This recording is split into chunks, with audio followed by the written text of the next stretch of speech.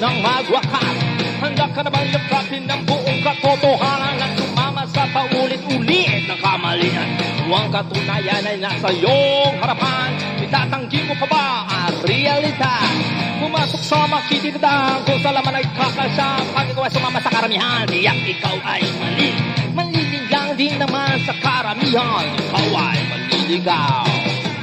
Hey! Yayanig sa DepCo, yanigin natin ang buong mundo. Patunayan mo ang iyong tindigan, ikaw ang yanig sa DepCo. Yayanig sa DepCo, labanan na, banal na kasulatan, kapayapaan, magkakamit na, sa tunay na nawa.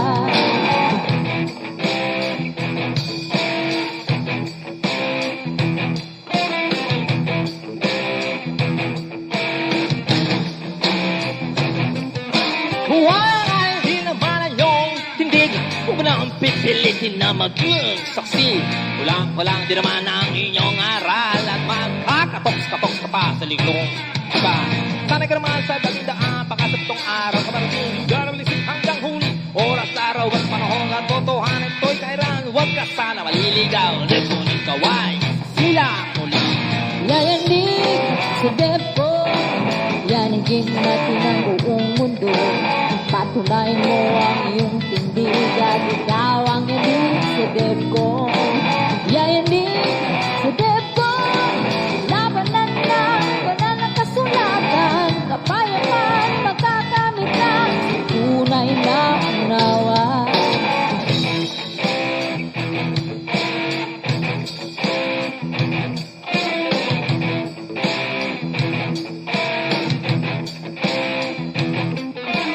Mamahagi ay isang karangalan. Iba din naman sa uri ng pagsusuri ng katotohanan. Produksyon, kailanman ito hindi naging uri ng argumento.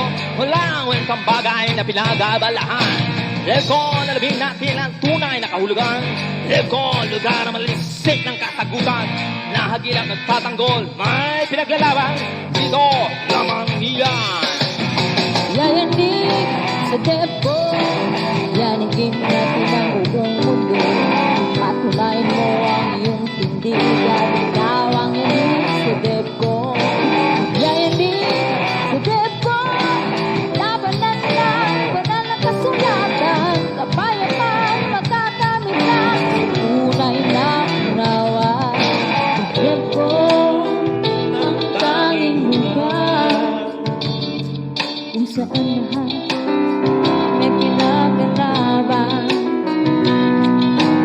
Tunay ka ba? May alam? Tanggap mo ba ang katotohanan? Kung may naghahanap ng katapatan, maliksi ka ba ng kasagutan?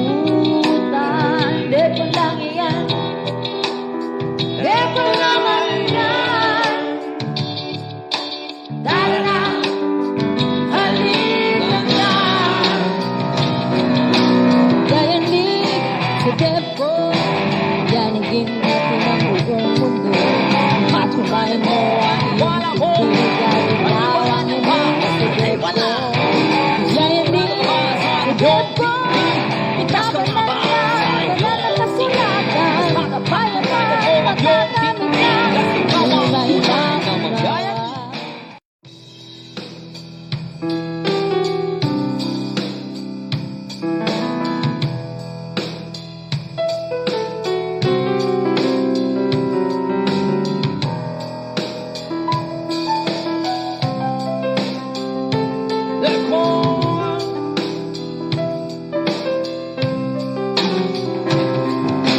Patunayan mo ang wala mo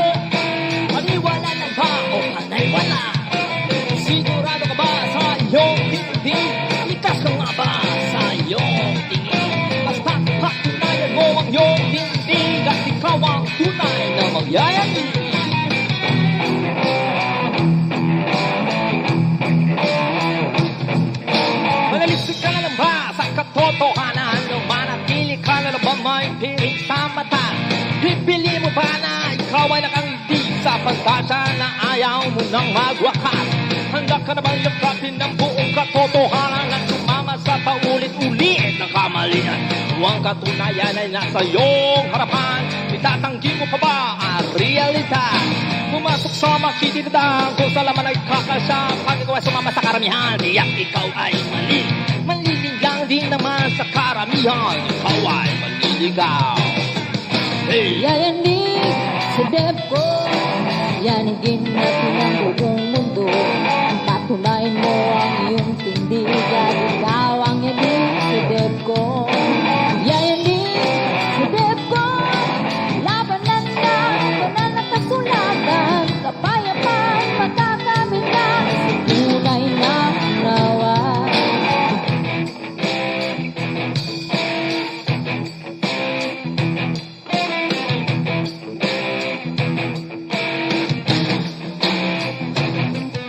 Huwag hindi naman ang iyong tindig. Huwag mo na ang pipilitin na maging saksi. Walang di naman ang inyong aral at magkakatoks-katoks ka pa sa liglong iba. Sanay ka naman sa dalindaan, baka sa pitong araw ka marating. Garabilisip hanggang huli, oras, araw at panahon at totohanan ito'y kairan. Huwag ka sana maliligaw, lipon ikaw ay sila muli. Yayanig sa DepCo, yanigin natin ang buong mundo. Patunayan mo ang iyong tindigan, ikaw ang yanig sa DepCo. Yayanig sa DepCo, labanan na, banal na kasulatan, kapayapaan, makakamit na, sa tunay na unawa.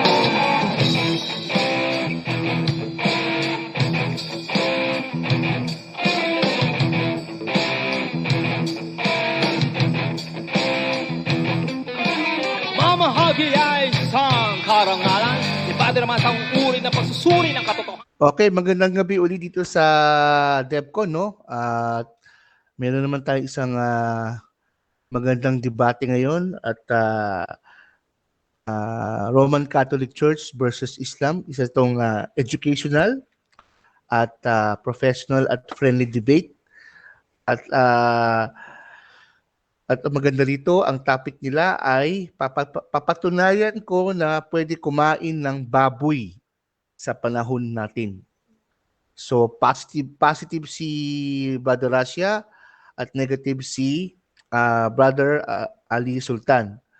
So bago tayo magsimula, pwede ko munang siguro anyayahan yung bawat isa magpresenta kanilang sarili, magpakilala. So una tayo kay Brother Rasya. Okay. At ako nga pala si Brother Rasha Vista ng Catholic. At ngayong gabi ay patutunayan natin na pwede nang kainin ng baboy. Ito ay isang halal sa aral din ng Islam. Papakita natin yan. At sana magustuhan nyo yung ating debate ngayon. Salamat. Okay, Brother Ali Sultan, pwede ikaw naman magpresenta sa iyong sarili.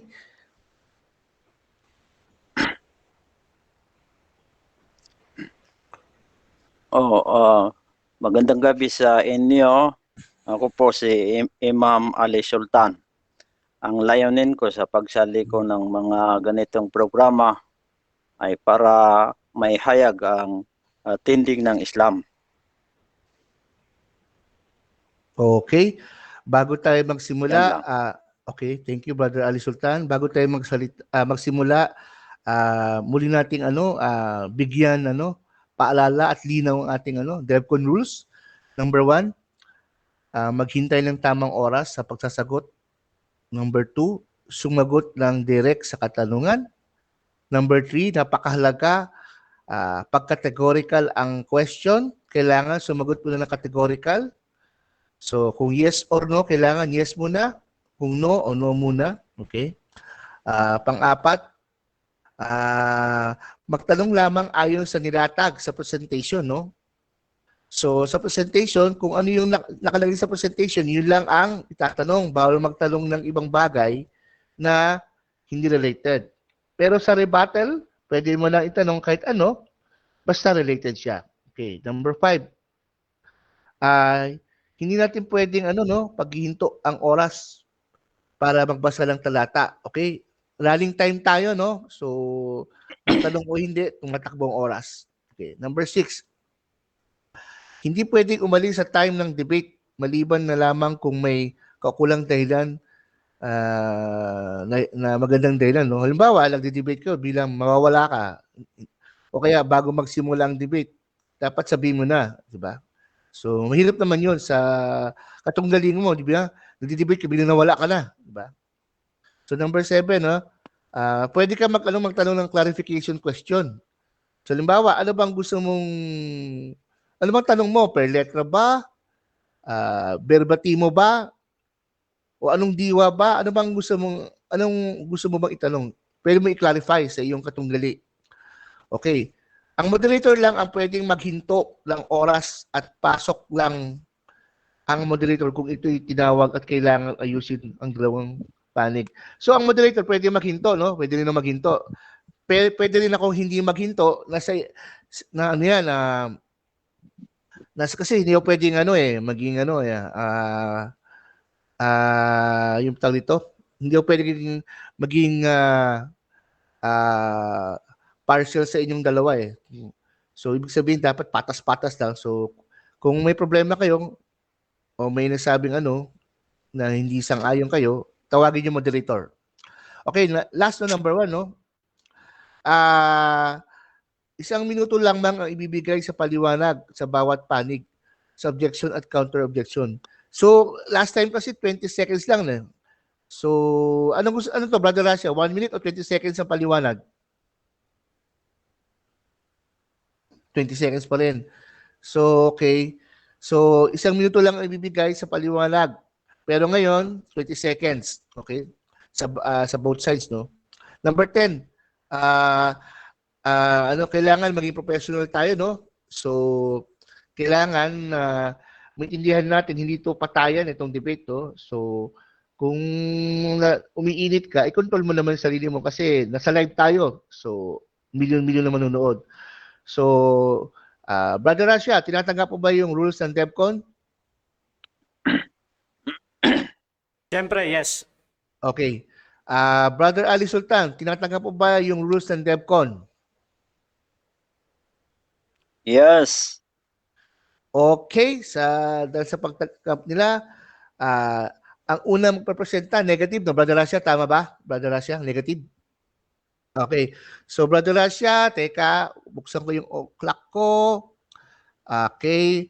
Bali, 10:07, 10 minutes. Your time start now. Okay, magandang gabi sa lahat at Pax Bubiscom sa mga kapatid kong Katoliko, mga Christian. At syempre, Assalamualaikum doon sa mga Muslim natin na friend. So, sa araw na ito, o sa gabing ito, ay patutunayan natin na ang baboy ay halal o pwedeng kainin. So, sisimulan ko sa isang verse ng Quran sa Surah 5:3, yung ginagamit nila na verse, sabi dito, Surah 5:3. Ang ipinagbabawal sa inyo ay mga maita, ang patay na hayop na hindi kinatay, ang dugo, ang laman ng baboy at ang karne. Ito yung sabi ng Quran nila. Na kinatay bilang alay sa iba maliban pa kay Allah. O ang mga kinatay na hayop patungkol sa Diyos-Diyosan at iba pa. So, bla bla bla, next niyan. At papansinin nyo sa ibaba, sabi dito, sa araw na ito ay pinaging ganap ko ang iyong reliyon para sa inyo. Tapos sabi dito, datapwat siya ay napilitan dahil sa matinding pagkagutom na walang pagnanais na magkasala. Ayan.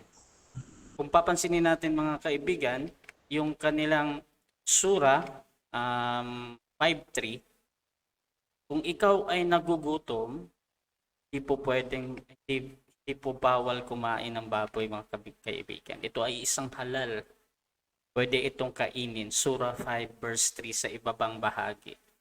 At kung ating susundan, Surah 5:4, sabi dito, at mga hayop at mga ibon o falcon na naninila ng inyong tinuruan upang makapangaso na sila ay sinasanay at tinuturuan sa paraan na ipinag-uutos sa inyo ni Allah, kaya't inyong kainin ang nahuli nila para sa inyo. Kasi ninyo, mga kaibigan, merong mga ibon na tinitrain, tapos naghahunt sila like isa sa hinahunt nila yung mga wild pig, yung mga biik na maliliit. Sabi ni Allah, ayon ni Allah, kainin ang nahuli nila. Yan yung sabi ni Allah. So talagang sa aral Islam, mga kaibigan, pwedeng kainin ang baboy, hindi siya bawal. No? Hindi siya haram, kundi ito ay halal. At syempre, ayon din ito sa Biblia, Leviticus 7:8, yung pagbabawal sa mga Hudyo, sa mga angkan ni Israel, patungkol sa pagkain. At isa na nga dyan, yung baboy. At ayon nga doon sa Quran nila, na ang mga angkan ng Israel ay sila yung binigyan ng kautusan. Di para sa lahat, mga kapatid. No? At sinabi nga dito sa Surah 3 verse 50, at ako ay pumarito sa inyo na nagpapatotoo. Si Jesus to nagsasalita kung ano sa Torah noong panguna at upang gawing tumpak. So dito, kapatid, sinasabi ni Jesus na meron siyang tinuturo sa mga tao na yung una o yung Torah at upang gawing tumpak, upang maging anong tawag dito? Parang i-correct niya ba? No, i-correct niya yung mga tao sa kanilang maling pag-interpret doon. Kasi sabi nga sa Bible, Mark 7:18-23, sabi ni Jesus, ito yung tanong ni Jesus, hanggang ngayon ba ay hindi pa rin ninyo ako mauunawaan o maunawaan? Tanong ni Jesus. Hindi ba ninyo alam na hindi ang anumang mula sa labas ng tao ang makapangrumi sa kanya, sapagkat hindi naman iyon pumapasok sa kanyang puso, kundi sa tiyan at pagkatapos ay idinumi. Sa ganitong paraan ay ipinayag ni Jesus na ang lahat ng pagkain ay maaaring kainin. So dito, mga kapatid, tinama na ni Jesus yung kanilang maling pagkaintindi. Kaya nga dito sa Surah 3:5, si Jesus ay nagsalita, ako ay pumarito na nagpapatotoo kung ano sa Torah noong panguna at upang gawing tumpak sa inyo ang ilang bahagi ng sa inyo ay ipinagbabawal. Kita nyo, mga kapatid, si Jesus ay merong gustong sabihin noong una na pinagbabawal para gawin upang gawing tumpak at makatarungan sa inyo. Ito na nga yung sinasabi ni Jesus, no? Na pwede nang kainin yung mga kaya ng baboy doon sa binabanggit nga sa Leviticus, no? 11. No? At kung mapapansin din natin sa Biblia, mga kapatid, ito naman talaga ang unang kasulatan bago ang Quran. Sabi dito sa Hebreo 13:9, huwag kayong patangay sa mga sari-saring at kaibang katuruan. Mas mabuti para sa atin ang mapanatag ang ating kalooban sa pamamagitan ng kagandahang loob ng Diyos kaysa sa pamamagitan ng pagsunod sa mga utos tungkol sa pagkain. Ang mga sumusunod sa mga utos na iyan ay wala namang natatamong pakinabang. Ito yung sabi ng unang kasulatan, Bro Ali. Doon sa pantungkol doon sa mga kautusan, sa pagkain, sabi doon, walang pakinabang. Talagang wala naman talaga kasi ang pagkain, di naman yan pumapasok sa puso at lumalabas lang sa daanan ng dumi. Kasi yung kasalanan nanggaling yan sa puso, sa isip. Tapos, yan yung lumalabas sa bibig. Kaya nga minsan yung iba nagmumura, nagsasalita ng blasphemy, ganyan. kung paano ang isang tao ay maging masama or nagkakasala, no? At ang problema lang talaga, wait lang, nag-feedback. Ito muna, ha. Okay, ang problema lang Last 1 minute, Brother Russia. Last 1 minute. Okay, ang problema lang talaga, nagtataka ako kung sinusunod ito ng Islam. Let's say, syempre, magdidepensa si Bro Ali. Pero hindi nila alam na bawal din yung camel, bawal din yung rabbit. Pero pinapahintulutan ng Quran. Mamaya ibibigay ko sa inyo yung si Muhammad ay nagsakripisyo ng camel, si Muhammad ay pumatay at kumain ng camel, at marami pang pinapatay ng mga hayop. So, sa ngayon, yan lang muna yung aking presentasyon. Salamat. Okay, dyan natatapos ang presentation ni Brother Russia. Ngayon, dadako naman tayo sa pagtatanong ni Brother Ali sa presentation ni Brother Russia. 7 minutes. Okay, Brother Ali, your time start now.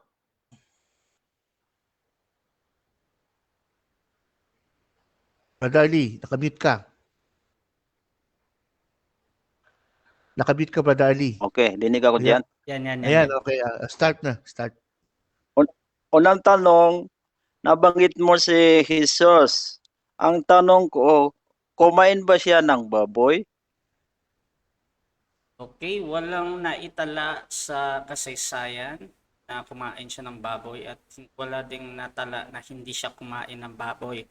Ngunit sabi niya doon sa Marcos 7:19 na sa salitang ito'y nilinis niya ang lahat ng pagkain. Ibig sabihin, talagang yung katwiran at paniniwala na dala ni Jesus ay pwede nang kainin ang baboy, Bro Ali. Tanong, meron ba siyang toro sa kapanahunan niya na pwede kainin ng baboy? Yes, at gaya nga ng sagot ko sa iyo, Bro Ali, doon sa Marcos 7:19, sahin ko ulit sa iyo na ang lahat nga ng pagkain at alam natin ang baboy o mga pagkaing baboy ay isa din namang pagkain. Kaya sinasabi ni Jesus na lahat ng pagkain nalinis na kasi ang nagkakasala ang tao doon galing sa puso, palabas, hindi yung papasok ba, yung kakainin mo. Next question. Question, yung hindi mo ba narinig yung baboy ay bawal kainin dahil marumi? Oo, sa Old Testament, talagang binabanggit doon na ang baboy ay hindi nga pwedeng kainin. Ngunit, sabi ko nga kanina doon sa Surah 350 na si Jesus ay meron siyang gagawing tumpak sa inyo sa ilang bahagi na sa inyo ay ipinagbabawal at isa doon yung pagkain doon sa Marcos 7 na binabanggit. Bro Ali.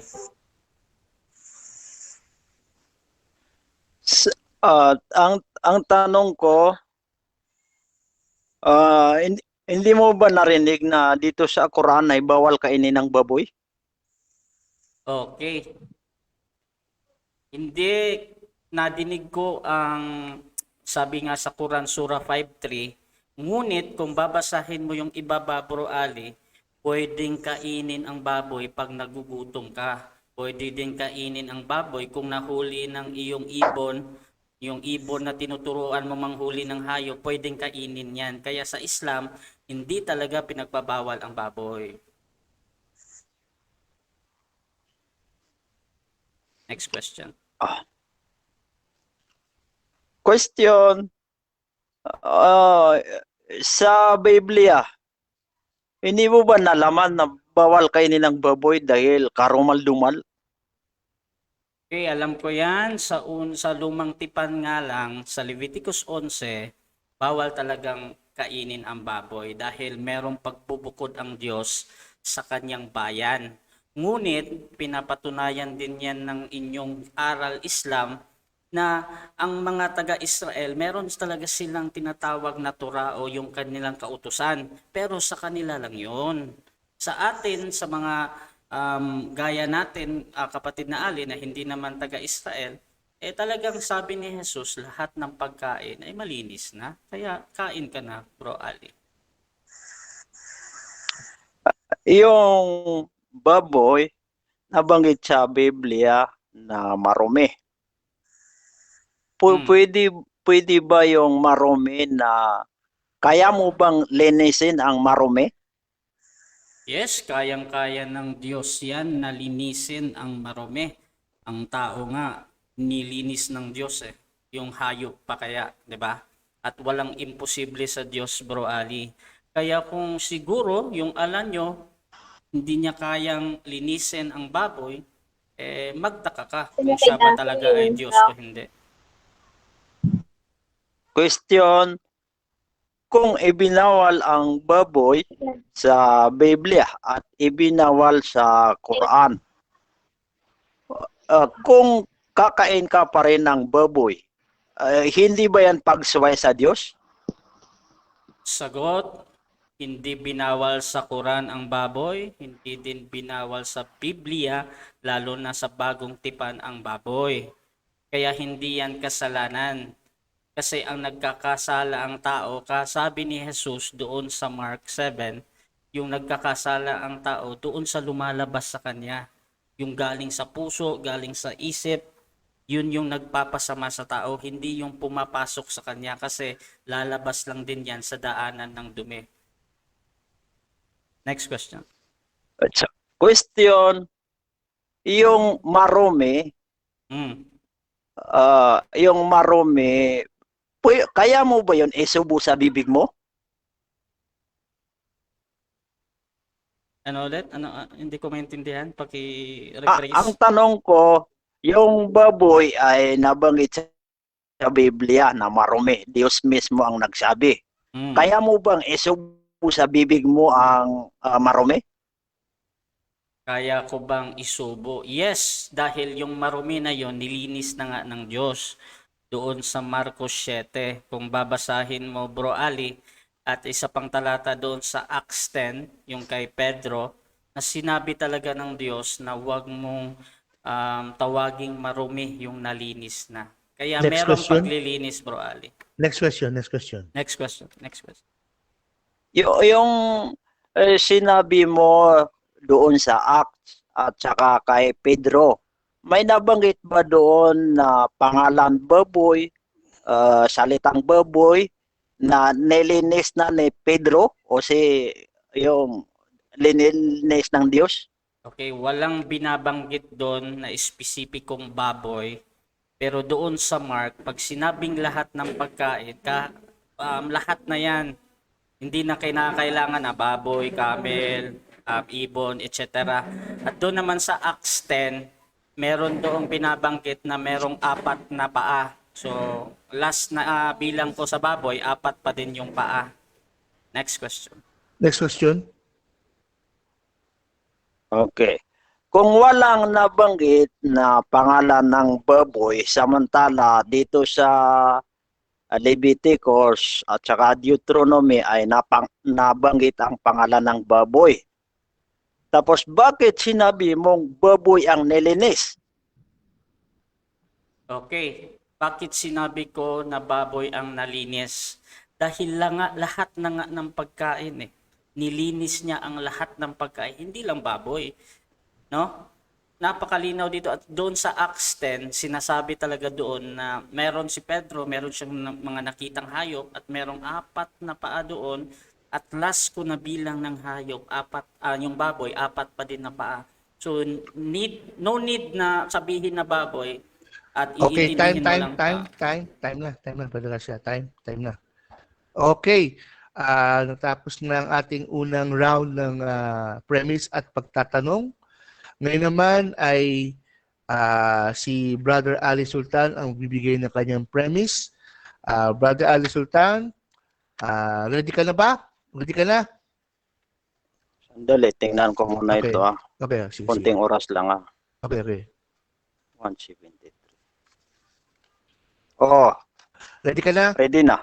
Okay, Yes. your time start now. Okay, Alhamdulillahi Rabbil Alamin. Ang pagpupuri at pasasalamat ay naukol lamang kay Allah na siyang Panginoon ng lahat ng mga nilikha. Ang topic namin ay patutunayan niya ay ang baboy ay pwedeng kainin. 5 ang batayan ko na bawal kainin ng baboy. Unang batayan ko, nabanggit sa Quran na bawal kainin ng baboy. At nabanggit din sa Biblia na bawal kainin ng baboy. Ikalawang batayan ko ay hindi kinain ng mga propeta ang baboy. Ikatlong batayan ko ay marumi ang baboy. Ikapat na batayan ko ay ang pagkain ng baboy ay pagsuway sa Diyos. Ikalimang batayan ko ay bawal kainin ng baboy dahil pagpapatayin ng Diyos ang taong nagsisikay ng baboy, kumakain ng baboy. Ipaliwanag ko yung unang batayan ko na nabanggit sa Quran at sa Biblia na bawal ang baboy. Basahin ko itong Quran ko. Sa Quran Surah 2, verse 173. Ipinagbawal lamang niya sa inyo ang mayta, patay na hayop na hindi kinatay sa pamamaraan Islamiko at dugo at laman o karne ng baboy, laman ng baboy at mga hayop na kinatay bilang sakripisyo alay maliban pa kay Allah alalaong baga inialay sa mga Diyos-Diyosan. Datapwat kung sino man ang napilitan na kumain sa mga bagay na ito dahilan sa pangangailangan na walang pagnanais o paglabag sa pagsuway o humigit sa kaniyang pangangailangan, kung gayon ito ay hindi kasalanan sa kanya, katotohanan si Allah ay lagi nang nagpapatawad ang pinakamawain. Nabanggit dito yung apat na ibinawal sa Quran. Yung una doon, yung patay na hayop na hindi nakatay, yung dugo, yung laman ng baboy, at saka yung hayop na inialay sa mga Diyos-Diyosan. Yan ang nabanggit sa Quran. Sa amin, pag nabanggit bawal, ay iniiwanan namin, ipinagbabawal namin. Katulad ng mga ibang ipinagbawal na kautusan ng Diyos, tulad ng pag-inom ng alak, ay hindi kami uminom ng alak. Pagsusugal, hindi kami nagsusugal. Bawal ang baboy, hindi kami kumakain ng baboy.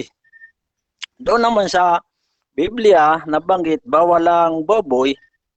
Doon sa Leviticus 11:8, ang sinabi ng Diyos, huwag kang kumain ng baboy. Huwag kang kumain ng baboy dahil yan ay karumal-dumal. At huwag mong hawakan dahil yan ay karumal-dumal. So, napakalinaw na yan. Ang baboy ay bawal. Meron akong napanood na yung isang lalaki, mayroon siyang maraming alaga ng mga baboy. Nalaman niya na bawal sa Quran at bawal sa Biblia. Kaya ang ginawa niya ay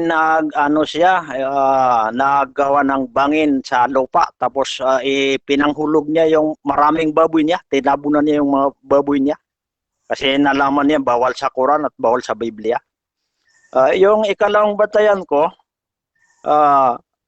ang baboy ay hindi tinikman ng lahat ng mga propeta mula kay Adam, Noah, Abraham, Moises, David, Jesus, Isaac, Ismail, Muhammad, walang ni isa sa kanila na kumain ng baboy. O, naitanong ko pa sa kanya, sabi niya, oo, hindi kumain ng baboy si Jesus. Kaya, yung mga propeta, hindi nila itinuro na kumain ng baboy. Hindi sila kumain ng baboy. Si Jesus, siya ay propeta yan. Kasi nabanggit doon sa Matthew 21:11, sinabi ng mga tao, itong si Jesus ay isang propeta na taga Nazaret. Isang bisis si Jesus, mayroon siyang ginamot na may sakit na pinasukan ng masamang demonyo. Noong mapalayas niya yung demonyo, inutusan niya, doon ka lumipat sa baboy. Ginawa yun ni Propeta Jesus dahil yung masamang demonyo ay kasama niya. Pareho niya yung baboy, masama din yun. Kaya doon niya pinalipat yung demonyo. Kaya masamang baboy, pareho yan sa mga masasama. Yan po, baboy. Bawal yan. Ikatlong batayan ko, marumi ang baboy. Kasi nabanggit doon sa Deuteronomy 14 verse 8. Nabanggit doon na huwag kang kumain ng baboy dahil yan ay marumi. Huwag mong hawakan. Yan ay marumi. Pagsabihin ng Diyos na marumi ay napakarumi kasi Diyos ang nagsalita eh. Pag ang Diyos ang magsalita ay wala pang makahigit sa salita niya. Marumi. Napakarumi ang baboy kasi ang kinakain ng mga baboy na yan ay yung mga karumal-dumal na ibinasura, yung mga hindi makain, yung mga itinapon. Yun ang kinakain ng baboy. Mayroon pa akong narinig na lugar na hindi sila nagawa ng toilet dahil yung mga dumi nila ay nilalapitan agad ng baboy. Kaya ganyan ang baboy, kumakain ng napakadumi ang baboy. Kasi kung ikarga sa truck, pagdan niya sa kalsada, nangangamoy ng kalsada. Pero kung yung mga ibang hayop, kahit punuin, kahit maraming truck na karga ng mga baka o mga kambing, hindi mag-amoy sa kalsada. Kaya marumi ang baboy. Marumi yan. Kahit yung mga doktor, meron silang experiment na mayroon yan mga uod na kahit na lutuin, sa apoy ay hindi ba mamatay yung uod na may epekto sa katawan. Kaya tingnan mo, mayroong nagkakasakit, may mga na high blood dahil sa baboy, na stroke, yung mga na heart attack dahil malakas kumain ng baboy, na diabetes, na arthritis, na hepatitis, dahil yan sa mga baboy yan. Kaya marumi ang baboy. Marumi ang baboy. Ikapat na batayan ko, ang bawal kainin ng baboy dahil yan ay pagsuway sa Diyos. Kasi ibinawal ng Diyos na huwag kang kumain ng baboy. Tapos kung sige ka pa rin kumain ng baboy, sinusuway mo ang Diyos. Sabi pa ni Jesus, yung kautusan ng Diyos ay kahit magunaw ang langit at lupa ay hindi ko babawasan ng mga kautusan ng Diyos. Ganyan kahalaga ang kautusan. Paano yung utos ng Diyos ay sinusuway pa rin? Sabi niya, huwag kang kakain ng baboy, tapos kumakain ka pa rin ng baboy. Kahit na yung magulang na may anak, kung yung anak niya sumusuway pa rin, halimbawa sinasabi niya, huwag kang tumawid diyan sa kalsada, pero yung bata sumusuway pa rin, ang gagawin ng magulang niya ay pagpapaluin niya, parurusahan niya. Kaya yung mga taong kumakain ng baboy ay sumusuway yan sa Diyos. Mga swail yan. Pagdating nila sa kabilang buhay, parurusahan sila. Susunugin sila sa apoy sa impyerno. Ikalimang batayan ko, bawal ang baboy kasi pagpapatay ng Diyos ang mga taong kumakain ng baboy. Nabanggit yan sa Isaiah 55:16, darating ang Diyos na galit na galit. Last 1 minute, Brother Ali. Last 1 May minute. dalang ningas na apoy at tabak at marami siyang mapapatay na mga tao na sila'y nagpapakabanal ngunit kumakain sila ng baboy. Yon. Galit na galit ang Diyos doon sa mga taong kumakain ng baboy. Susunugin niya sila, iispadayin niya sila kasi mayroon siyang tabak. Tatadtarin niya sila, papatay niya sila. Ganyan. Kasi nagagalit ang Diyos kasi sinusway nila ang Diyos. Hindi papayag ang Diyos na swayin siya. Kaya yan ang batayan ko na ang pagkain ng baboy ay bawal. Yan ay ibinawal sa Quran at sinang-ayunan din ng Biblia. Okay, time. Nabanggit ko yung mga talata. Time, Brother Ali, time na. Thank you, Brother Ali, time na. Okay, ngayon naman tatakot tayo sa pagtatanong ni Brother Rasha sa previous ni Brother Ali. 7 minutes. Brother Rasha, ready ka na ba? Yes. Ready na tayo. Okay. Already, your time start now.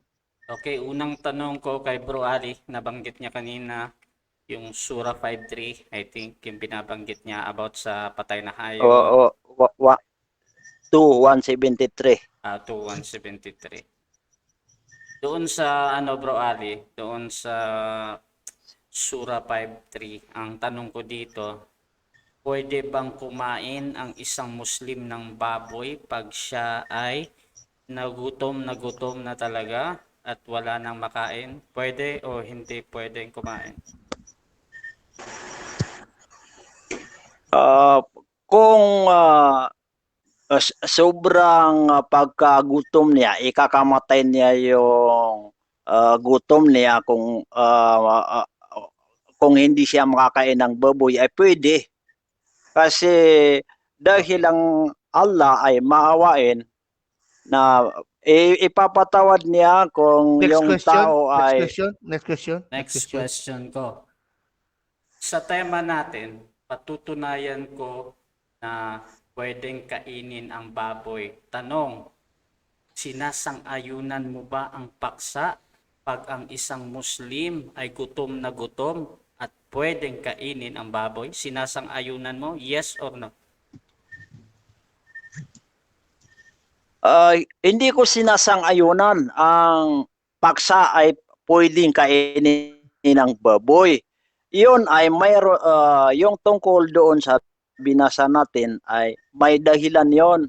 Kasi napilitan siya na wala nang ibang makain. Kahit na halimbawa yung doon sa disyerto o kaya doon sa laot. Tapos wala nang makain. Okay, next question.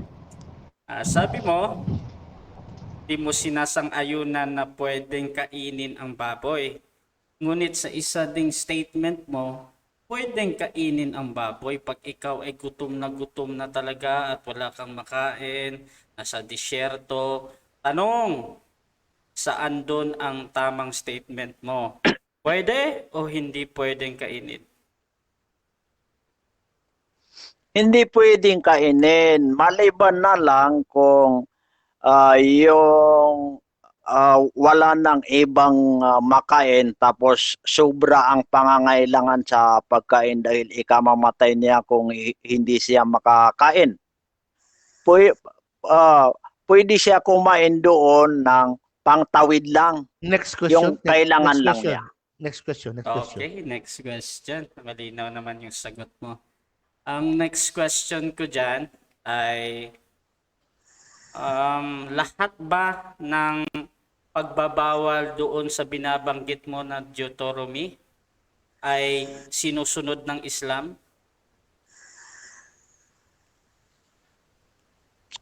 Yung baboy, oo. Kasi nandito din sa Quran na yung nabanggit doon sa Deuteronomy 14:8 ay huwag kang kumain ng baboy dahil yan ay marumi at huwag mong hawakan, yan ay marumi. Nandito din sa Quran Next na question. bawal Next question. kumain ng laman Next ng question. Next baboy. question. Okay, Kaya next hindi kami question. kumakain ng baboy. Next question na, Brother Ali. Okay, next question ko. Sabi mo sa Deuteronomy 14, yes, sinusunod ng Islam. Tanong ko sa 7, Bro Ali, doon sa binasa mo sa Deuteronomy 14. Sabi doon, bawal kumain ng camel at rabbit. Tanong, ang mga Muslim ba kumakain ng camel? Yes or no? Yes, kumakain kami ng baboy kasi ah, hindi nabanggit sa Quran ng camel. Ang nabanggit dito ay baboy. Yung baboy ang bawal kainin at yung patay na hayop at yung dugo at yung inialay sa Diyos-Diyosan. 4 lang yun. Wala doon ng camel. Pero yung diya sa Biblia Next question. Next question. ay wala Brother Ali, kaming pakialam diyan kasi Biblia niyo yan. next question. Brother Ali, next question na. Okay, next question natin.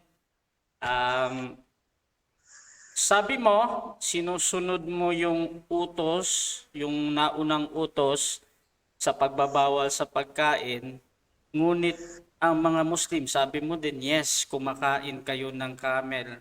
Tanong, alin yung tama sa sinabi mo?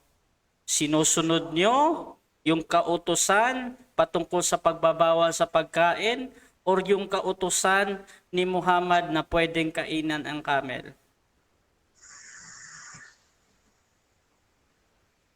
Ulit ang tanong, anong sasagutin doon? Parang dalawa yata yung tanong mo. Pakiulit nga. Okay. Brother Lasha, Ulitin natin ha. Sabi mo kasi kanina sa Deuteronomy 14, sabi mo, yes, sinusunod namin ang kautusan patungkol sa pagbabawal sa pagkain. Ngayon, sabi mo din sa kakasagot mo lang na kumakain kayo ng camel. Tanong, sinusunod nyo ba ang talaga yung kautusan doon sa Deuteronomy 14 patungkol sa pagkain, sa pagbabawal? Or sinusunod nyo yung kautusan ni Muhammad na pwedeng kainin ang camel?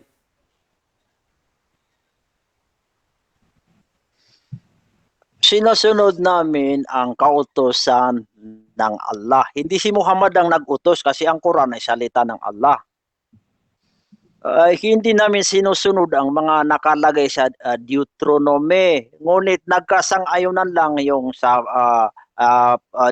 Deuteronomy 8 next question. at saka next dito question. sa Quran. Kaya Next question. Brother Ali, next question. question na. Okay. Next question. Next question ko. Alam mo ba, Bro Ali, na ang mga Muslim ay nagtuturok ng insulin sa kanilang mga sakit sa diabetes or something, at yung insulin ay gawa sa baboy? Alam mo yon?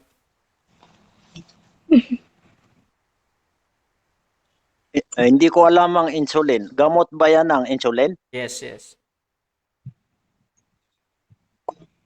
Kung gamot, ay kung pinayagan sa Sharia law, ay pwede. Gamot naman hindi kinakain. Yan ang sagot ko. Okay, time na. Okay, salamat. Okay, ngayon dadako tayo sa sa rebuttal. Ang unang dadako sa rebuttal si Brother Rasha. Tama ba, Brother Rasha? 7 minutes, Yes, 7 minutes ba? 10, 7, di ba? 10 pa din. Okay, 10 pa rin. So, Brother Rasha, 10 minutes para sa rebuttal mo. Your time start now. Okay, at dito na tayo dako sa ating rebuttal patungkol sa topic natin na pwede talagang kainin ang baboy. Ito ay isang halal sa Islam. At napatunayan natin kanina sa unang tanong pa lang, mga kapatid, sa Surah 5 verse 3, pwede palang kumain ang mga Muslim kung ito ay gutom na. No? Pwedeng kumain ang Muslim ng baboy. Sabi niya, pwede. No? Pero, doon sa topic natin, hindi niya sinasang-ayunan. Kaya nga nagkalito-lito ang ating kapatid kung pwede ba o hindi. Kasi talagang ang sagot niya, pwede. No? Surah 5 verse 3 yan mga kapatid. At meron akong napansin din kanina, no? Na yung insulin ay natutunan ko to sa aking isang kapatid na isa siyang nurse, na ang insulin ay gawa sa baboy. At alam nyo, maraming mga Muslim na nagtuturok niyan for sure. At ito ay gawa sa baboy. Pwede nyo yung i-search sa propeta Google nyo. Pwede nyo yung i-search dyan na ang insulin ay gawa sa baboy. No? So talagang pwede at ginagawa din ng mga Muslim. At ang sunod na punto ko talaga, at hindi ko ito natanong doon sa Surah 5 verse 4, na meron pala silang mga alagang ibon na pag merong hinuli yon, sabi ni Allah, kaya't inyong kainin ang nahuli nila para sa inyo. Kainin nyo. For example, yung ibon na yon, nakapatay ng biek na maliit. Sabi ni Allah, kaya't inyong kainin ang nahuli nila para sa inyo. Pwede. No? Napaka pwedeng kainin ang baboy mga kapatid. At yun nga, nagkagulo-gulo na siya doon sa Deuteronomio kanina dahil hindi lang pala baboy yung pinagbabawal doon, pati camel, pati rabbit. No? Pati sabi pa nga niya kanina, bawal nga yung patay na hayop. No? Bawal daw eh. Eto, tingnan natin kung bawal ba talaga. Okay. Sabi dito sa hadith mga kapatid, ito ay isang sahih. Baka sabihin nila ito ay hindi authentic ha. Sabi dito sa Ayun ba? sahih ito, sabi dito, its water is pure. Ang tubig daw ay pure or malinis. Ipakita ko sa inyo. Ayan. And its dead meat is permissible to eat. Basa nyo? Yung dead meat, permissible to eat. Ayan, no? Ayan, mga kapatid, pwedeng kainin yung patay na hayop, dead meat, patay na karne. Pwede sa Islam. Kasama na yun dun ng baboy eh. Meron namang meat din yung baboy eh, no? At sinasabi niya kanina, no? Sinasabi niya kanina na sinusunod daw nila yung Deuteronomy. Ngunit ayon sa Surah verse 22, 36 mga kapatid, Surah 22, no? Ayat 36, sabi dito, the sacrificial camel we have made for us as among the sign from Allah. No? Si Allah mismo nag-sacrifice ng camel. Ito na yung sign from Allah. Kaya hindi nila sinusunod ang Deuteronomy 14, ang Leviticus 11, hindi sinusunod ng Islam. No, kumuha lang sila ng konti, tapos yung iba, disregard nila. Bakit? Hindi natin alam. No? At kung mapapansin nyo mga kapatid, sabi dito sa isang hadith, quoted ito sa Sahih Bukhari. Sabi dito, the Holy Prophet o Propeta Muhammad said, all creatures are a family of God. Lahat pala ng mga creature o yung lahat ng merong buhay ay pamilya o family of God. And He loves most those who are kindest to His family. So, mahal pala ni Allah pati baboy. Bro Ali. Pero nagtataka ako sa inyong mga hadith, mga Bro Ali, sa inyong mga hadith, kung love ni Allah yung lahat ng creature, bakit ayaw niya sa baboy? Bakit gusto niyang patayin? Ano bang kasalanan ng baboy? No? At saka, meron ding isa pa eh. No? Isa pa, ito, yung butiki mga kapatid, ayaw din ni Allah. Madali lang mag-search kapatid dito sa Sunnah.com. Ito ay isang hadith ng mga Muslim, tinatanggap ito. Kahit si Ibrahim Roma, sinabi niya, natanggap ko lahat ang nakasulat dyan. Sabi dito mga kapatid, sa gecko. Sabi dito, Sahih ito Sunan An-Nasai 2885, the messenger of Allah told me to kill geckos. Ano pang kasalanan ng mga hayop na yan? Mga kapatid? No? Ito pa. Bibigay pa ako ng isa pang sahih. Galit na galit ang mga Muslim sa mga hayop. No? Sabi dito, Ibn Umar used to kill all kinds of snake. Oh, gusto din patayin lahat ng ahas? No? Dapat ginagawa nyo to sa Pilipinas. Patayin nyo yung lahat ng ahas, mga kapatid. Ito pa, isa pa. Oh, sa isa pa.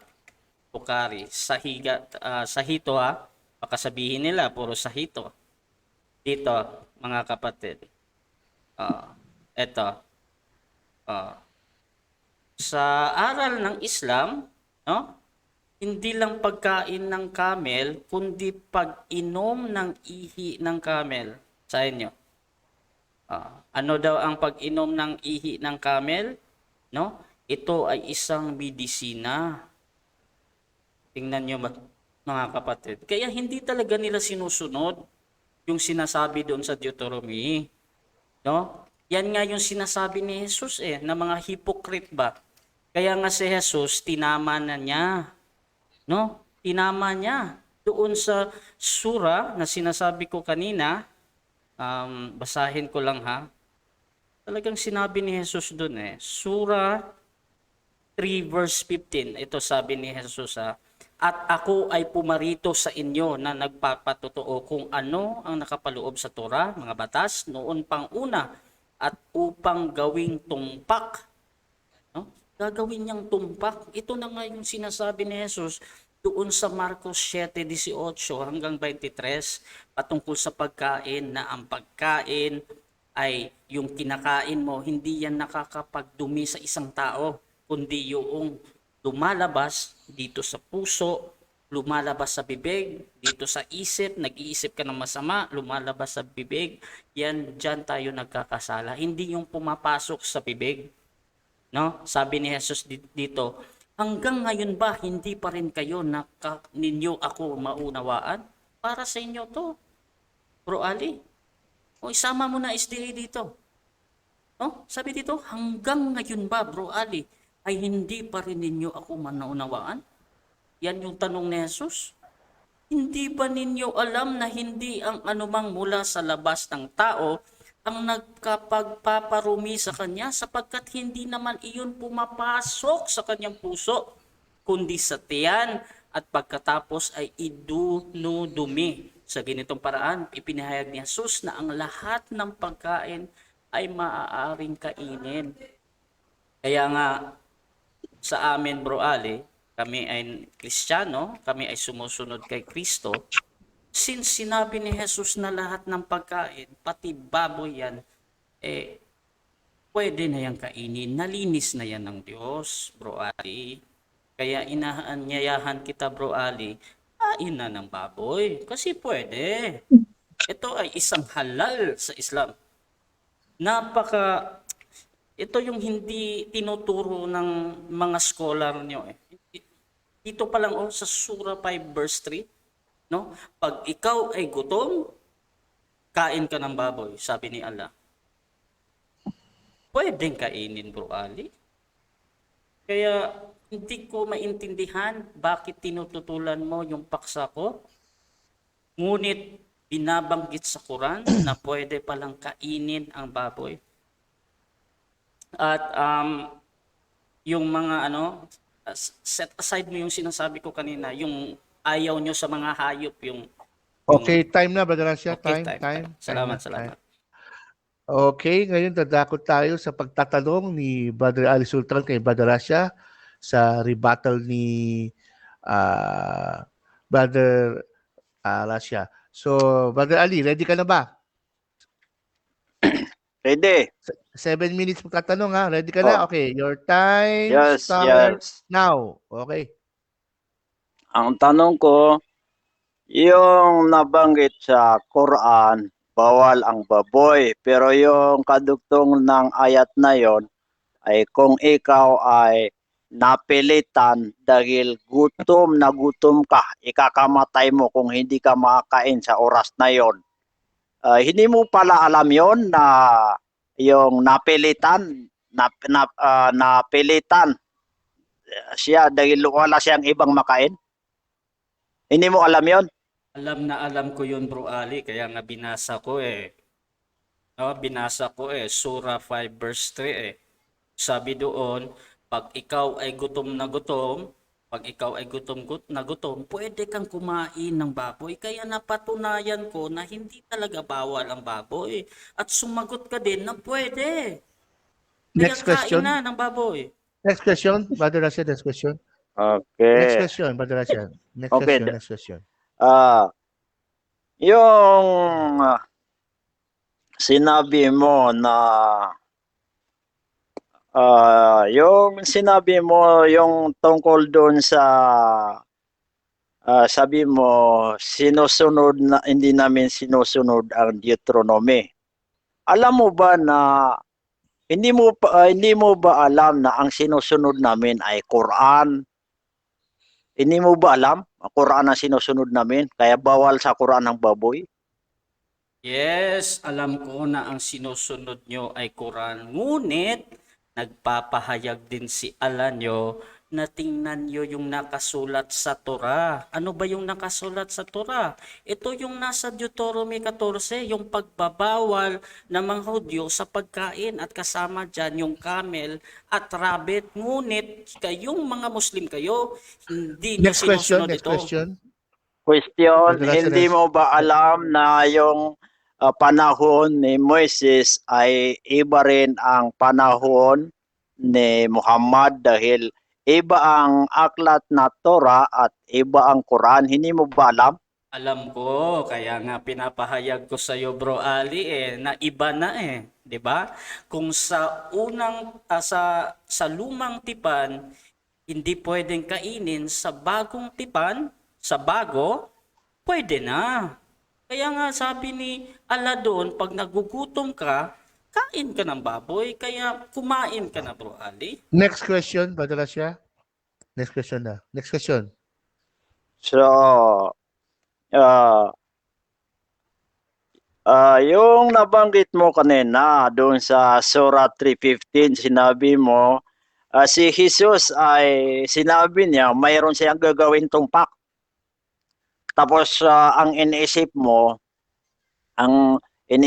ay yung baboy ay ipapahayag ni Jesus na pwede nang kainin. Ang tanong ko, mayroon bang nabanggit doon na baboy ang tinutukoy doon ni Jesus? Mayroon o wala? Walang binabanggit doon na letra por letra, pero merong maiintindihan, Bro Ali, kasi ang sinasabi doon yung nakapaloob sa Torah. Ano ba yung nakapaloob sa Torah? Patungkol sa pagkain. Ngayon, ano yung ginawa ni Jesus? Marcos 7:17 hanggang 23, ang lahat ng pagkain ay malinis na. Kaya Bro Ali, kain ka na ng baboy. Next question. Next question. Question, Next yun question. pala ang tinutukoy doon ni Jesus, yung napapaloob sa Torah. Kaya yung Deuteronomy, di ba, yun ay paniniwala niyo ay Torah din yan. Nakalagay doon sa Deuteronomy, huwag kang kumain ng baboy dahil yan ay marumi. Ngayon, bakit mong kinakain ng bawal Stop time na tayo, no? napapaloob pa doon sa time ba? Oh, bakit mong kinakain ng Brother Ali, stop time. Brother Ali, excuse me, stop time na tayo. Brother Rasha, 2 beses ka na nag-add ng comment, no? Wag ka na mag-add ng comment para tuloy-tuloy tayo. Okay? Sige, pasensya. Okay, Brother Ali, tuloy yung tanong. Oh, yung sa Deuteronomy ay yan ay sabi niyo Torah din yan. Bakit ka kumakain ng baboy? Doon sa Deuteronomy, huwag kang kumain ng baboy dahil yan ay marumi at huwag mong hawakan dahil yan ay marumi. Okay, sagot. Kasi hindi mo binabasa yung sa Deuteronomy para yon sa mga Hudyo, children of Lord your God. patungkol yon sa mga taga-Israel, Bro Ali. Gaya din doon sa Leviticus 11. Kaya nga, yung utos na yon para lang sa kanila. Kayo nga, di ba? Kumakain kayo ng camel at sinasabi mo, iba yung kautusan noon at iba naman Next yung kautusan question. ng Quran. Question, Next question. bakit mo Next question. Next sinasabing question. para sa mga Israel ang Deuteronomy? Yung mga Israel ay ibang aklat nila. Ang aklat nila ay Book of Jude. Ang gumagamit ng Deuteronomy ay kayong mga Kristiyano. Bakit mo doon mo ipapasa sa mga Israel? Kayo ang gumagamit ng Biblia na Deuteronomy. Hindi ba para sa inyo na huwag kayong kumain ng baboy dahil marumi? Hindi para sa amin yan, Bro Ali. Kaya nga sabi ko, tuturuan kitang magbasa ng Biblia. Deuteronomy 14, Leviticus 11, para yan sa mga taga-Israel. At kahit yung Quran nyo, ay nagpapahayag din na merong mga kautusan para sa mga Hudyo. Surah verse, ano yan, Next question. 247. Basahin Next mo. question. Next question. Question, Next question. Next question. ulitin ko ang tanong, sino ang gumagamit sa Biblia? Mga Hudyo o kayong mga Kristiyano? Sa Biblia, syempre, mga Kristiyano. Pero sa Torah na binabanggit mo doon sa Levitico at Deuteronomy, mga angkan ng Israel. Basahin mo, Surah 2 verse 47. O angkan ng Israel, alalahanin ninyo ang aking biyaya ng aking pinagkaloob sa inyo at kayo ay higit kong pinahalagahan sa lahat ng mga nilalang. Ito yung inutusan, Bro Ali, ang angkan ng Israel. Okay, time na. Okay, time. Okay, ngayon naman ay dadako naman tayo sa pagtatanong ni Brother Russia kay Brother Ali.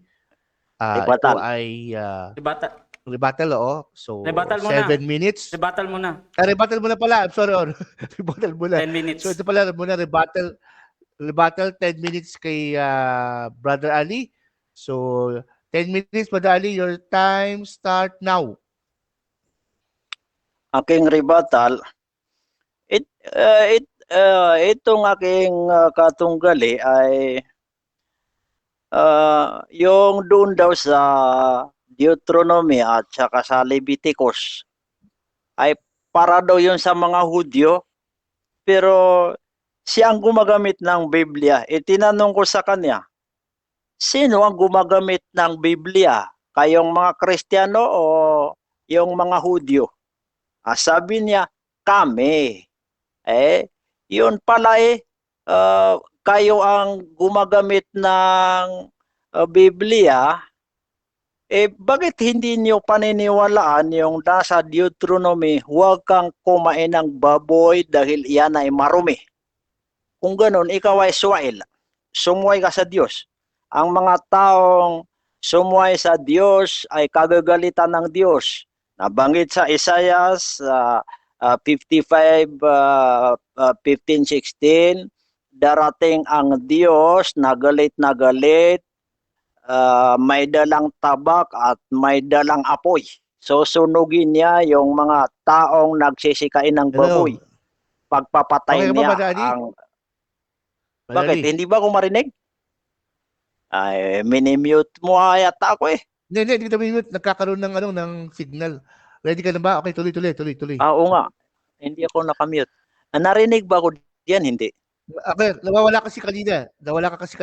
Okay, go. Ulitin ko. Kanina, iginigiit niya na yung sa Deuteronomy at Leviticus ay para daw yun sa mga Hudyo. Pero tinanong ko siya kung sino ang gumagamit doon sa Biblia, Hudyo ba o Kristiyano? Sabi niya, kami ang gumagamit diyan. Kung ganon, para pala sa inyo yung Deuteronomy, Leviticus ay hindi niyo sinusunod. Hindi niyo sinusunod kasi kung hindi para sa inyo ay dapat tanggalin na yan sa Biblia. Oo, dapat tanggalin. Pero nandiyan na yan sa Biblia. Huwag kang kumain ng baboy dahil yan ay marumi at huwag mong hawakan. Kaya sumuway ka. Sumuway ka. Na yung mga taong sumuway sa Diyos ay pagpapatayin ng Diyos. Doon sa Isaiah 55:16, darating ang Diyos na galit doon sa mga taong sumuway. Dahil kumakain sila ng baboy, may dala siyang apoy at may dala siyang tabak. Iispadahin niya yung mga taong sumusuway sa kanya dahil kumakain sila ng baboy. Nandiyan yan sa Isaiah 55. Kaya bawal talaga ang baboy. Kaya nga, maraming SDA na hindi kumakain ng baboy dahil alam nila na bawal yan. Oh, kaya yan. Pati yung kanina, sinabi mo, hindi bawal sa Quran ang pagkain ng baboy. Kababasa ko lang yung Quran.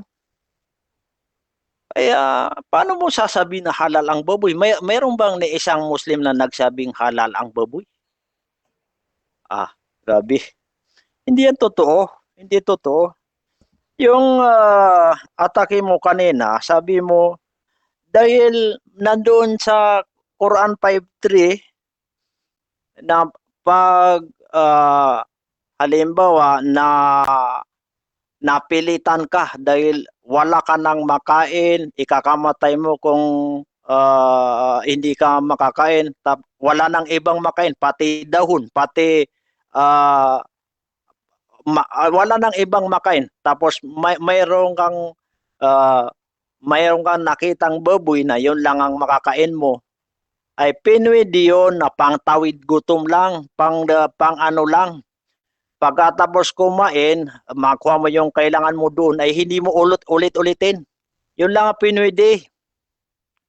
Dahil sa ang Allah ay maawain at naiintindihan niya yung mga nilikha niya. Yun lang. Kaya nga sa Islam ay hindi ang Islam ay madali lang isabuhay ang Islam, maaway ng Allah. Pero bawal ang baboy. Sino man ang kumain ng baboy ay sumuway sa Diyos. Kagagalitan siya ng Diyos. Yung mga sumusuway sa Diyos ay may impyerno. Kaya yan ay sa inyo yan tumatama dahil kayo ang sumusuway sa Diyos. Yan ang batayan ko. Yung mga kanina pa, ito yung mga yung naitanong ko sa iyo. Kasi ginagamit mo yung sa Biblia na sinasabi mo si Jesus ay mayroon daw siyang gagawin tungpak. Tapos iniisip mo, baboy yun. Yung ibinawal na baboy doon sa Deuteronomy at sa Leviticus ay ipakakainan niya. Yun ang iniisip mo. Pero itinanong ko sa iyo, mayroon bang nabanggit doon na baboy na yun ang itutumpak ni Jesus na ipapakain niya, pupwedihin niya kainin ng baboy? Sabi mo, walang nabanggit doon na baboy. Wala pala yung atake mo ay dumiretso yun sa kanal. Hindi yun umubra, dumiretso yun sa kanal. At saka yung kanina, sabi mo, itinanong ko sa iyo, yung marumi, ang Diyos ang nagsabi na marumi, pwede ba linisin? Sabi mo, oo, pwede. Paano mo malilinis ang marumi? Pangalan niya marumi. Tapos malilinis mo, kahit 10 bisis mo linisin. Hindi malilinis ang marumi. Kasi pangalan niya marumi. Ang Diyos mismo ang nagsabi, Deuteronomy, sabi ng Diyos, huwag kang kumain ng baboy dahil yan ay marumi. Pag sabihin ng Diyos na marumi, ay sobrang marumi yan. Hindi na pwedeng kainin. tapos lilinisin mo. Ah, kaya yung mga tindi mo, basag na yan. Hindi ako makapaniwala, lilinisin mo. Dahil lang kay Pedro, ay lilinisin mo. Hindi yan malinis. Kasi Diyos ang nagsabi, huwag kang kumain ng baboy dahil yan ay marumi. Kaya nga, ang Diyos ay galit na galit doon sa mga taong nagsisikain ng baboy. Dahil sinusway nila ang Diyos. Pinagbawal, tapos pinipilit na kainin. Ang sabi ni Jesus, ang mga kautosan ay hindi ko babaliwalain kahit magiba ang langit at lupa. Ay hindi ko babawasan, kundi yan ay isasagawa ko. Yan ang sabi ni Jesus. Ibig sabihin doon ni Jesus ay yung kautosan ng Diyos, kung iniutos niya, huwag kang kakain ng baboy. Si Jesus, hindi siya kumain ng baboy. Kanina, naitanong ko sa iyo, si Jesus, kumain ba ng baboy? Sabi mo, hindi. Kaya, doon pa lang sa pagsagot mo ng hindi, ay doon ay basag na yung tindig mo. Kaya yan ang batayan ko, malakas yung tindig ko. Kasi nagsang-ayunan ng Quran at Biblia. Yung mga atake mo kanina,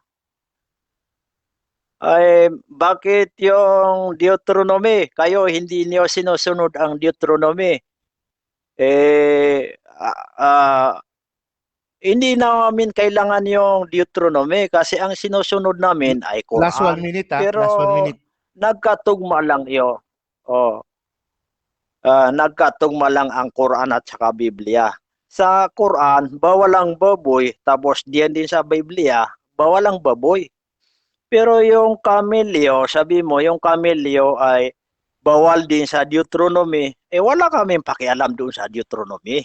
Okay, time. Ang Time na, sinusunod Brother- namin dito sa Brother Quran Ali. ay walang nailagay na Brother Ali, bawal ang kamelyo. time. Yes, time pala. Okay.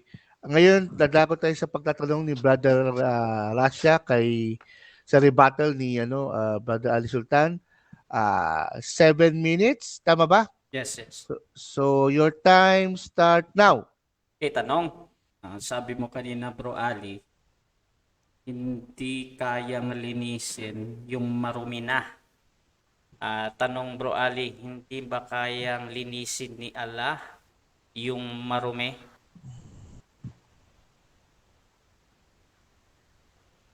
Ang Allah ay pag sabihin niyang marumi, ay marumi na, hindi niya lilinisin. Walang ginagawang Allah na yung marumi. Sinabi niyang marumi yan, bawal yan sa inyo, tapos papayagan niya, sasabihin niya malinis. Wala yan. Next question. Okay, next question ko, Bro Ali. Lilinisin ka ba ni Allah, Bro Ali? Ibang tanong mo, labas yan sa topic. Ulitin mo. Okay. Kasi moderator objection mo na ako. Okay, objection. Okay. Kasi meron akong dinadrive dito patungkol sa paglilinis. Kaya tinatanong ko, sabi kasi niya na yung marumi hindi na pwedeng linisin. Kaya nire-reflect ko sa kanya ba? Yun yung ano ko. Ikaw, may counter ka ba object, Brother Ali? May counter objection Pasa ko ka? dyan kasi labas sa topic. Bakit niya itinatanong kung lilinisin ako ng Allah? Labas yan sa topic? Okay, Okay. sa tingin ko hindi siya lampas sa topic kasi kung ang Diyos ng Biblia naglilinis, kaya ba ni Allah, yun yung tanong. So gano'n lang, since wala tayong kapilitan, sasagutin mo ba siya, Brother Ali, o next question na lang tayo? Next question. Okay, next question, Brother Rasha. Hindi Okay, sasagutin. next question. Tanong ko dito, Bro Ali, sa susunod na sura doon sa Surah 5.3 dito sa Surah 5.4. Tingnan mo sa Quran mo, sabi dito, Bro Ali, idadirect ko lang, at mga hayop at mga ibon na naninila ng inyong tinuruan upang makapangaso na sila ay sinasanay at tinuturuan upang humuli sa paraan ng ipinag-uutos sa inyo ni Allah. Kaya't inyong kainin ang nahuli nila para sa inyo. Tanong Bro Ali, kung ang ibon na iyon ay makahuli ng biek, kakainin mo ba yung nahuli ng ibon na iyon ayon sa utos ni Allah? Yes or no? Hindi, kasi wala doon sa Quran na yung biik na yung baboy din yan, yung maliit na baboy ay huhulihin ng ibon. Walang nakalagay doon na baboy ang huli ng ibon. Wala.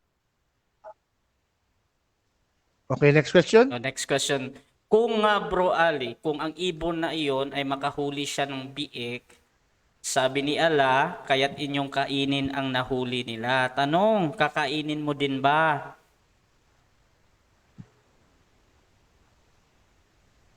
Brother Ali? Sandali ah. Okay, okay. Kunting oras lang. Okay. Hindi ko kakainin yung nahuli ng ibon na yon dahil sinabi ng Allah na bawal yung baboy. Pero kung ang nahuli niya ay yung halal tulad ng kambing o usa ay kakainin ko. Okay, next question. Next question. Yan ang sagot ko. Next question, doon pa din sa talata, Surah 5:4. Hindi mo ba susundin ang ipinag-utos ni Allah na iyong kainin ang nahuli nila para sa inyo? Yes or no?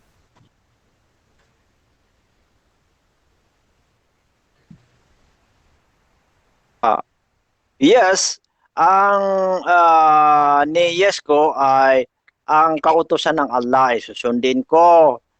Pero ang kautusan doon ay Allah, kautusan doon ni Allah ay yung hindi niya ibinawal.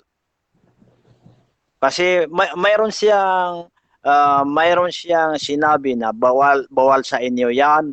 Next question. Yung bawal sa Next inyo question. ay bawal Next question. namin kainin 'yon. Okay, Ay, next question ko, Bro Next Ali. question. Sa Leviticus 11, Bro Ali, balikan ko yung Levitico mo. Leviticus 11:2. Sabi dito, Bro Ali, inyong salitain sa mga anak ni Israel. Tanong, Bro Ali, itong utos na ito, para ba ito sa anak ni Israel or para sa anak ni Ishmael?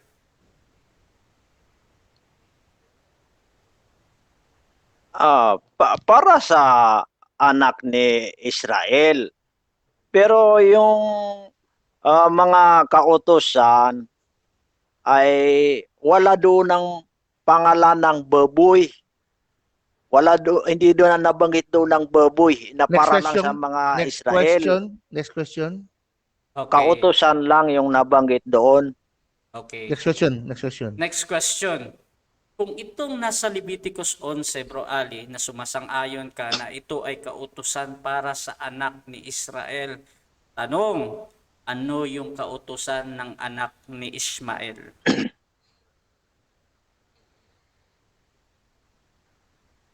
Ismael o Israel?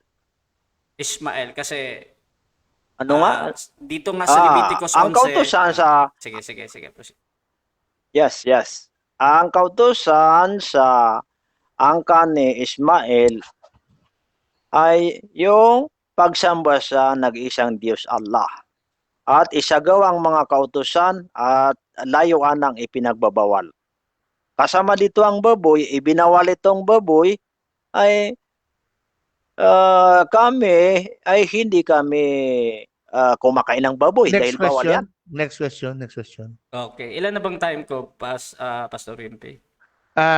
Meron ka pang 1 minute and 10 seconds. Okay, 1 minute and 10 seconds. Ito na lang yung pinaka punto ko kasi ito yung tanong ko, Bro Ali.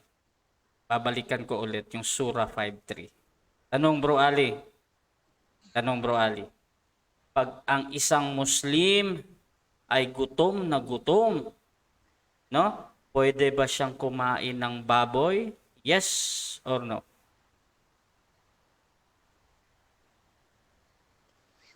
Yes, kasi nasa Quran, ibig sabihin ng gutom na gutom. Dalawang bisis yun binanggit, gutom na gutom. Ibig sabihin, ikakamatay niya kung hindi siya makakakain dahil gutom na gutom, wala nang ibang pagkain, ikakamatay niya kung hindi niya yon makain. Kaya Okay, pinwede yun okay, ng time, Allah time. na Okay, Wave ko na. makain niya time dahil na. ipapatawad sa kanya ng Time na, Allah. time na. Wave ko na yung time ko. Salamat. Okay, okay. Okay, natapos tayo sa premise, sa rebuttal. Ngayon, pupunta tayo saan? Sa conclusion, di ba? Okay. Bibigyan ko muna ng 5 minutes conclusion si Brother Russia. Your time start now. Sorry, okay. Brother Ali pala, sorry, ikaw pala una.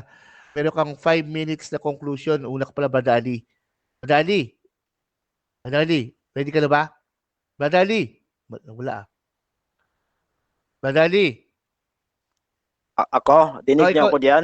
ikaw mauna, ikaw pala mauna. 5 minutes Dinig ako conclusion. diyan? Maliwanag, maliwanag. Oo. Ikaw mag-start ng 5 minutes conclusion pala. Conclusion. Oh, your time aking konklusyon, start now. Okay. aking konklusyon, na patunayan ko ang tindig ko. Yung ayun na ibigay ko na 5 batayan na unang batayan ko ay nabanggit sa Quran at sa Biblia na bawal kainin ng baboy. Nagsang-ayon na ng Quran at ang Biblia. Kasi dito sa Quran, 4 yung nabanggit sa Quran na bawal kainin. Bawal kainin yung patay na hayop na hindi nakatay. Bawal kainin yung dugo. Bawal kainin yung baboy. Bawal kainin yung hayop na inialay sa Diyos-Diyosan.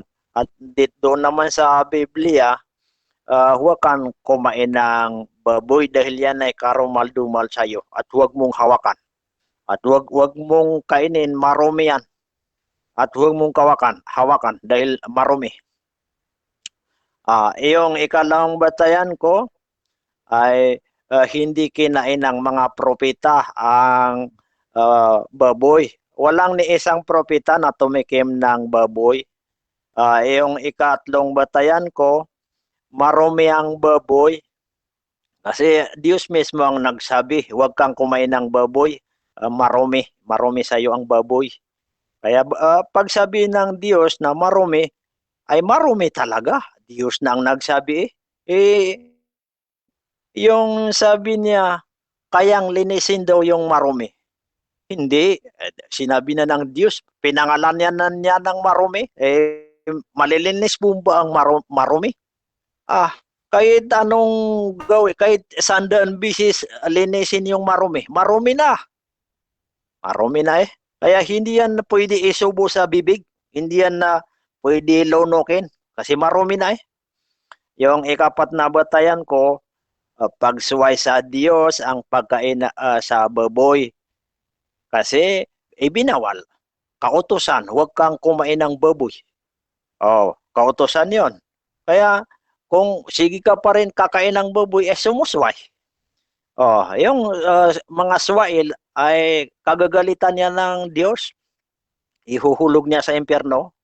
Yung ikalimang batayan ko, doon sa Isaiah 55:16, darating ang Diyos na galit, may dalang apoy at may dalang tabak, pagpapatay niya ang maraming tao dahil sila ay nagsisikain ng baboy. Dahil sinusway nila ang Diyos, na sabi ng Diyos, huwag kang kumain ng baboy dahil yan ay karumal-dumal sa'yo, marumi sa'yo ang baboy. Sige ka pa rin kain. Kaya, yun, sa araw ng paghukom ay darating ang Diyos. Parurusahan niya yung mga hindi makinig sa Diyos. Kaya yan ang batayan ko. Yung mga atake niya sa kanina, bakit daw doon sa Surah 5:3 ay pag gutom na gutom ka ay pinayagan ng Diyos na makakain. Kasi yung gutom, ibig sabihin, sobrang gutom na wala nang makain, ikakamatay niya sa oras na yun kung hindi siya makakain. Pinayagan ng Allah para lang hindi mamatay sa oras na yon. Makatawid siya doon kasi doon yung sa disyerto wala nang paraan, kahit dahon walang makain. Kaya pinayagan siya na makain niya yon para makaabot doon sa papuntahan niya. Doon mayroon yan na paliwanag. Last 1 Itong minute. Quran ay salita ito ng Allah. Last 1 minute. Kaya yun lang ang napansin kong malakas na atake niya. Hindi yun umubra, dumiretso yun sa kanal. Kaya ayan po ang mga... Tsaka yung atake pa niya, meron daw sa Quran, sinabi ni Jesus na may gagawin akong tumpak. Pero walang nabanggit doon na baboy ang pupwedihin niyang kainin ng baboy. Pero siya, iniisip niya, yung gagawin ni Jesus ay ipupwedihin niya kainin ng baboy. Wala doon ng baboy And umamin siya kanina, sabi niya, walang pangalan doon na baboy. Kaya hindi yun umubra. Yun So, umubra. Yung atake din niya kanina, sabi niya, time na, ay, Brother Ali, time na. time ba? Sorry, Okay, okay. salamat. Okay, ngayon dadako tayo sa conclusion kay Brother Russia. 5 minutes, no? Tama, no? 5 Yes, minutes? yes.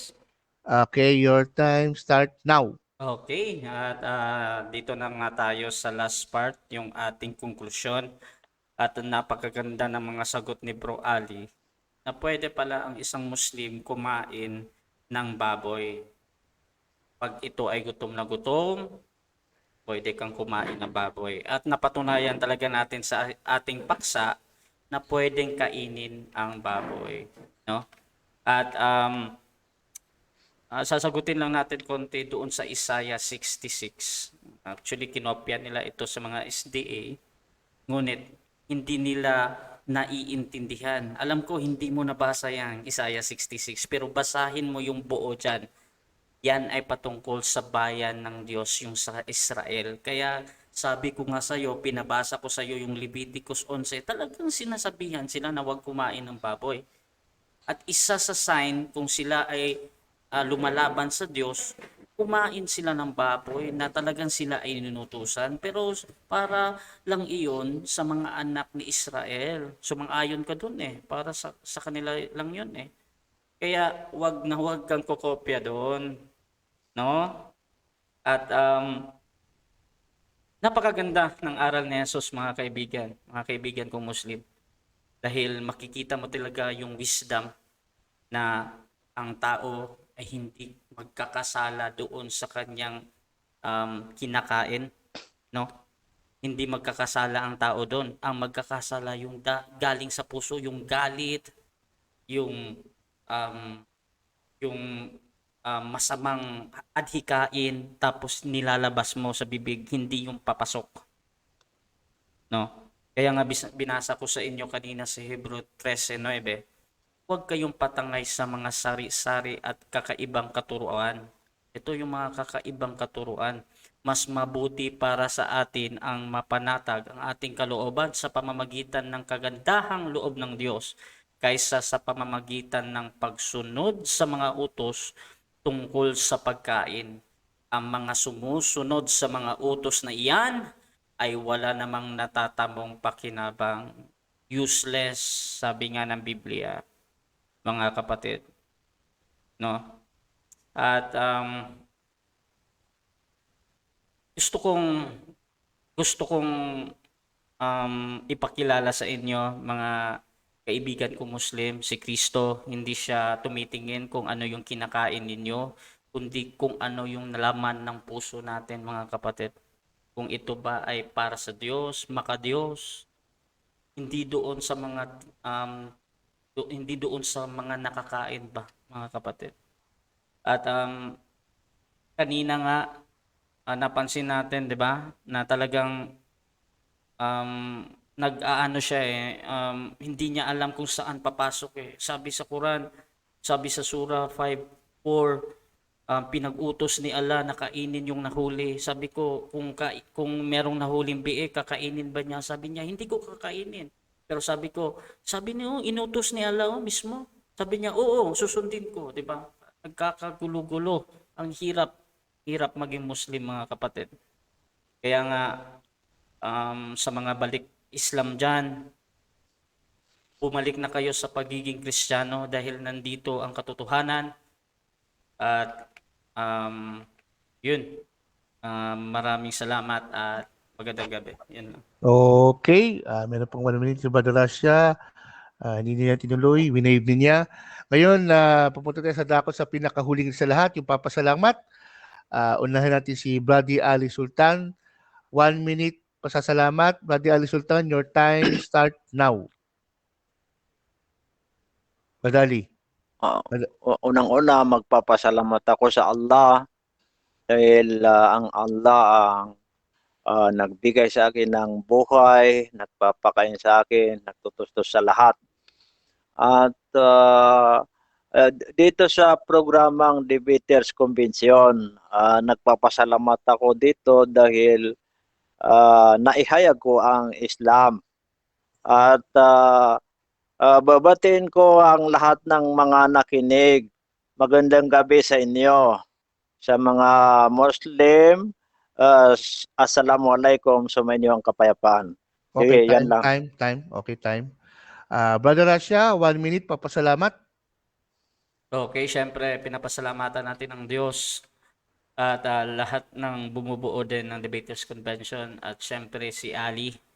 Napapasalamat ako sa taong yan dahil napakabait na Muslim.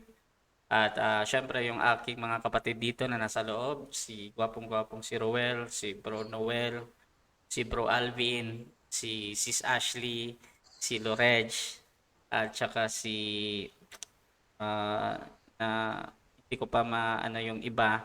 Pero maraming salamat at yung barkadahan na pinangungunahan ni Lorej sa suporta din sa akin at yung Faith for Us, iniimbitahan ko kayo.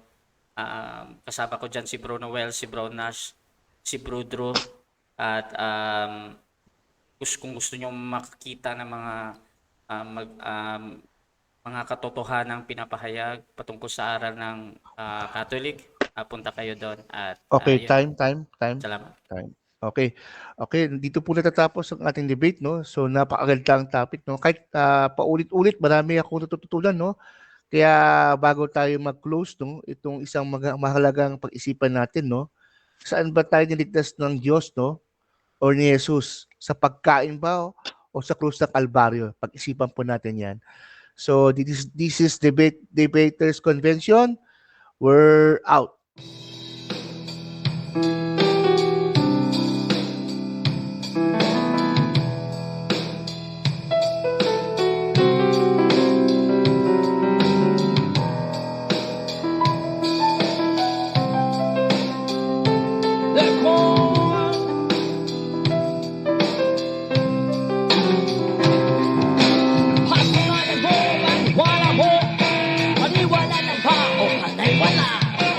Sigurado ka ba sa iyong tingin?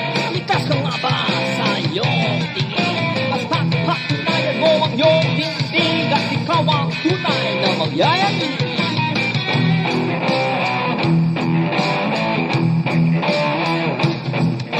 Manalisig ka na lang ba sa katotohanan? Manatili ka na lang ba may piling sa mata? Pipili mo ba na ikaw ay nakangiti sa pagkasa na ayaw mo nang magwakas?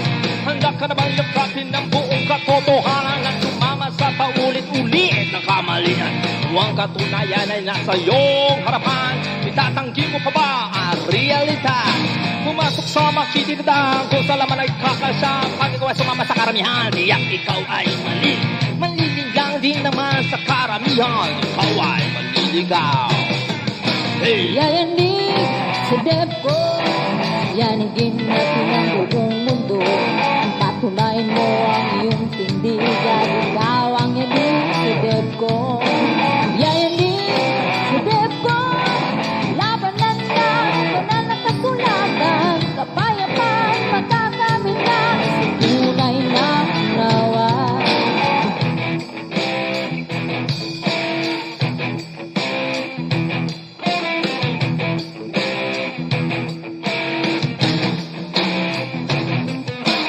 Katiwala hindi naman ang iyong tindig. Huwag mo na ang pipilitin na maging saksi. Walang di naman ang inyong aral. At magkakatoks-katoks ka pa sa liglong iba. Sanay ka naman sa dalindaan. Baka sa pitong araw ka marating. Garalisip hanggang huli. Oras, araw at panahon at totohanan to'y kairan. Huwag ka sana maliligaw. Ngunit kaway sila muli. Yayanig sa DepCo, yanigin natin ang buong mundo.